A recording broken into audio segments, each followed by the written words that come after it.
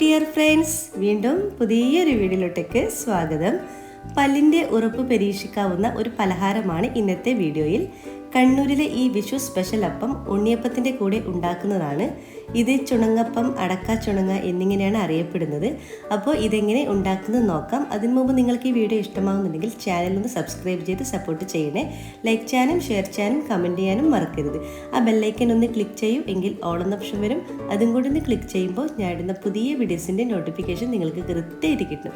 അപ്പോൾ നമുക്ക് വീഡിയോയിലേക്ക് പോകാം. ഇതിനു വേണ്ടി 100 ഗ്രാം വെള്ളം എടുത്തു വെച്ചിട്ടുണ്ട്, അതായത് ശർക്കര. നന്നായിട്ട് മെൽറ്റാക്കി എടുത്തിട്ട് ഞാനിപ്പോൾ ഒരു ബൗളിലോട്ടേക്ക് ഒഴിച്ചതാണിത്. 1/2 ടീസ്പൂൺ ഉപ്പ് ചേർത്ത് കൊടുക്കാം. 1 ടീസ്പൂൺ കറുത്ത എള്ള് കൂടി ചേർത്ത് കൊടുക്കാം. എന്നിട്ട് നന്നായിട്ട് ഇവിടെ ഒന്ന് മിക്സാക്കി കൊടുക്കണം. നമ്മുടെ ശർക്കരയും അതുപോലെ തന്നെ ഉപ്പും എള്ളും കൂടി നല്ലവണ്ണം തന്നെ യോജിച്ച് വരുന്ന നിലയിൽ മിക്സാക്കുക. പിന്നെ നമ്മൾ ഇതിലോട്ടേക്ക് ചേർത്ത് കൊടുക്കുന്നത് പച്ചരിയാണ്. പച്ചരി നമ്മൾ വെള്ളത്തിൽ കുതിർത്ത് വെച്ചതിന് ശേഷം നമ്മൾ നന്നായിട്ടൊന്ന് പൊടിച്ചെടുക്കാം. പൊടിച്ചെടുക്കുമ്പോൾ ഫൈനായിട്ട് പൊടിക്കരുത്. നമ്മളൊരു ഏകദേശം ഒരു പുട്ടിനൊക്കെ എടുക്കുന്ന ഒരു പാകത്തിന് വേണം പൊടിച്ചെടുക്കാൻ. ഞാനിവിടെ ഏകദേശം 1 കപ്പോളം ഞാനിപ്പോൾ പച്ചരിപ്പൊടി എടുത്ത് വെച്ചിട്ടുണ്ട്. ഇതിന് ഇത്ര അളവൊന്നുമില്ല. നമ്മൾ ഈ എടുക്കുന്ന നമ്മുടെ മിക്സിന് കുറച്ച് ടൈറ്റായിട്ട് കുഴിച്ചെടുക്കാൻ പാകത്തിന് നമ്മൾ കുറച്ച് ഇട്ട് കൊടുക്കുകയാണ് വേണ്ടത്. നമുക്ക് കുറച്ച് ഇട്ട് കൊടുക്കാം. എന്നിട്ട് നമുക്കിതൊന്ന് കുഴച്ചെടുക്കാം. നല്ല ടൈറ്റിൽ വേണം നമ്മൾ കുഴച്ചെടുക്കാൻ. പിന്നെ വേണമെങ്കിൽ നമുക്ക് കുറച്ചും കൂടി പൊടി ചേർത്ത് കൊടുക്കാം. ഇതിപ്പോൾ ഇത്ര ലൂസായിട്ടാണ് ഉള്ളത്. നമുക്കിനി കുറച്ചും കൂടി ചേർത്ത് കൊടുക്കാം. എന്നിട്ട് നന്നായിട്ടൊന്ന് കുഴച്ചെടുക്കാം. നമുക്കൊരു ബോൾ പോലെ ഷേപ്പിലാക്കിയെടുക്കാൻ കഴിയണം.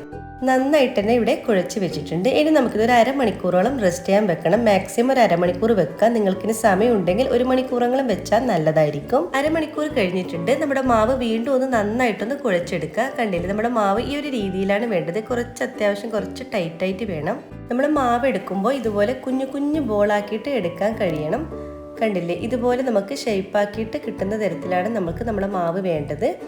ഞാനിപ്പോൾ 1/2 മണിക്കൂർ വെച്ചിട്ടുള്ളൂ. കഴിയുന്നതും നമ്മൾ എത്ര മണിക്കൂർ വെക്കുന്നോ അതിനനുസരിച്ച് നല്ല ടേസ്റ്റ് ആയിട്ടോടുകൂടി നമുക്ക് തയ്യാറാക്കാൻ പറ്റും. ഇനി നമുക്ക് ഒരു ചീനച്ചട്ടി വെക്കാം, അല്ലെങ്കിൽ ഉരുളി ആയാലും കുഴപ്പമൊന്നുമില്ല. അതിലോട്ടേക്ക് കുറച്ച് വെളിച്ചെണ്ണ ഒഴിച്ചു കൊടുക്കുക. വെളിച്ചെണ്ണയിൽ ഫ്രൈ ചെയ്യുമ്പോൾ ആയിരിക്കും നല്ല കൂടുതൽ ടേസ്റ്റ് ഉണ്ടാകുന്നത് ഈ അപ്പത്തിന്.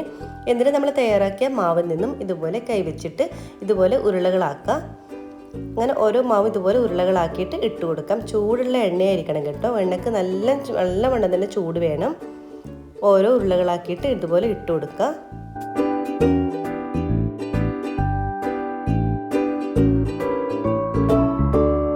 ഇടയ്ക്കൊന്ന് ഇതുപോലെ ഒന്ന് ഇളക്കി കൊടുക്കണം. എല്ലാ ഭാഗവും ഒരു ഗോൾഡൻ കളർ ആകുന്നവരെ നന്നായിട്ടൊന്ന് ഇളക്കി കൊടുക്കുക. പിന്നെ ഇത് ഉണ്ണിയപ്പം പോലെ സോഫ്റ്റ് അല്ല, പുറം ഒട്ടും എണ്ണ കുടിക്കുകയും ചെയ്യില്ല. നല്ല ക്രിസ്പി ആയിരിക്കും. കടിച്ച് പൊട്ടിച്ചിട്ട് കറുമുറ തിന്നാൻ നല്ല ടേസ്റ്റുമാണ്. അപ്പോൾ ഈ വിഷുവിന് ഉണ്ണിയപ്പത്തിൻ്റെ കൂടെ തീർച്ചയായും എല്ലാവരും ഒന്ന് ഉണ്ടാക്കണേ. എല്ലാ ഭാഗവും ലൈറ്റ് ഗോൾഡൻ കളർ ആകുന്നവരെ ഇതുപോലെ നന്നായിട്ട് തന്നെ മിക്സാക്കി എടുക്കുക. ഇതിപ്പോൾ ഏകദേശം എല്ലാ ഭാഗവും തന്നെ ലൈറ്റ് ഗോൾഡൻ കളർ ആയിട്ടുണ്ട്. നമുക്കിനി ഒരു പ്ലേറ്റിലോട്ടേക്ക് മാറ്റാം. അപ്പോൾ നമ്മുടെ കണ്ണൂരിലെ സ്പെഷ്യലായിട്ടുള്ള വിഷു അപ്പം ചുണങ്ങപ്പം ഇവിടെ റെഡി ആയിട്ടുണ്ട്. നമുക്കെല്ലാം തന്നെ ഒരു പ്ലേറ്റിലോട്ടേക്ക് കോരി മാറ്റാം. നല്ല ടേസ്റ്റാണ് കേട്ടോ ഇത് കഴിക്കാൻ. അപ്പോൾ ഇതുപോലെ അടുത്ത ബാച്ചും നമുക്കിതുപോലെ തന്നെ ചുട്ടെടുക്കാം. അപ്പോൾ നമ്മുടെ കണ്ണൂർ സ്പെഷ്യലായിട്ടുള്ള ചുണങ്ങപ്പം ഇവിടെ റെഡി ആയിട്ടുണ്ട്. വിഷുവിന് മാത്രം കണ്ണൂർക്കാർ ഉണ്ടാക്കുന്ന ഒരു സ്പെഷ്യൽ അപ്പമാണ്. ഉണ്ണിയപ്പത്തിൻ്റെ കൂടെ സൈഡായിട്ടാണ് ഉണ്ടാക്കുന്നത്. ഇത് ഭയങ്കര ടേസ്റ്റാണ്. നമുക്കിത് പ്ലേറ്റിലോട്ടേക്ക് ഇട്ട് കൊടുക്കാം. ഇതിൻ്റെ സൗണ്ട് കേൾക്കുമ്പോൾ തന്നെ നിങ്ങൾക്ക് മനസ്സിലാകും ഇത് എത്രമാത്രം ക്രിസ്പി ആണെന്ന്. അതുപോലെ തന്നെയാണ് ഇത് കഴിക്കാൻ തുടങ്ങിയാൽ നമ്മളിത് കഴിച്ചുകൊണ്ടേയിരിക്കും. അത്രയും ടേസ്റ്റും രുചിയുമാണ്. അപ്പം നമുക്കിതൊന്ന് കഴിച്ച് നോക്കാം.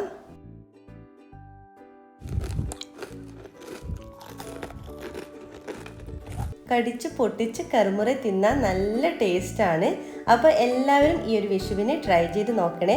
അതുപോലെ തന്നെ ഫീഡ്ബാക്ക് അറിയിക്കാനും മറക്കരുത്. ഈ വീഡിയോ ഇഷ്ടപ്പെട്ടാൽ ചാനൽ സബ്സ്ക്രൈബ് ചെയ്ത് ഒന്ന് സപ്പോർട്ട് ചെയ്യണേ. അതുപോലെ ലൈക്ക് ചെയ്യാനും ഷെയർ ചെയ്യാനും കമൻറ്റ് ചെയ്യാനും മറക്കരുത്. ആ കുഞ്ഞു ബെല്ലൈക്കൻ ഒന്ന് ക്ലിക്ക് ചെയ്യൂ, എങ്കിൽ ഓൾ എന്ന ഓപ്ഷൻ വരും. അതും കൂടി ഒന്ന് ക്ലിക്ക് ചെയ്യുമ്പോൾ ഞാൻ ഇടുന്ന പുതിയ വീഡിയോസിൻ്റെ നോട്ടിഫിക്കേഷൻ നിങ്ങൾക്ക് കൃത്യമായിട്ട് കിട്ടും. ഇൻഷാ അല്ലാഹ് വീണ്ടും മറ്റൊരു നല്ലൊരു വീഡിയോയോടെ വീണ്ടും കാണാം. അതുവരേക്കും എല്ലാവർക്കും താങ്ക് യു.